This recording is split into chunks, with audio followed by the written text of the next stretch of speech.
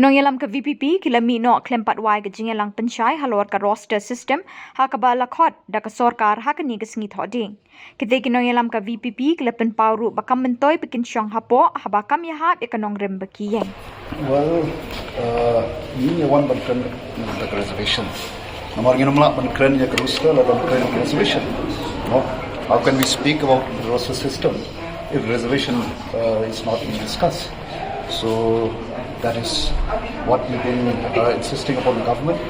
And so unless the government talks about the reservation, I think there's no point talking about the system. So can we say that due to you not being satisfied with the outcome of the meeting, was that you staged a walkout from the meeting?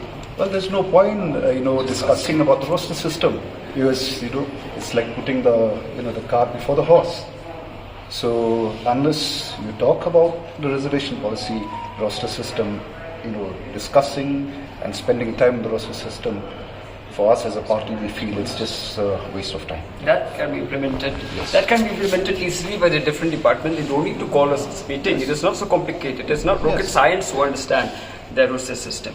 So first, we come to this meeting simply because we have been invited to come. They put in the subject of the letter as reservation roster. So we thought that the twin issues will be discussed. But when in the meeting we asked whether why the OM of 2022 does not speak about the population structure, which the 1972 resolution clearly stated that the principle of reservation is the population also. Exactly. But here the OM of 2022 speaks nothing about the population structure, and therefore we feel that it is pointless to have a discussion on the roster system, which is, I would say, a very simple matter which can be understood by anyone without coming to this meeting.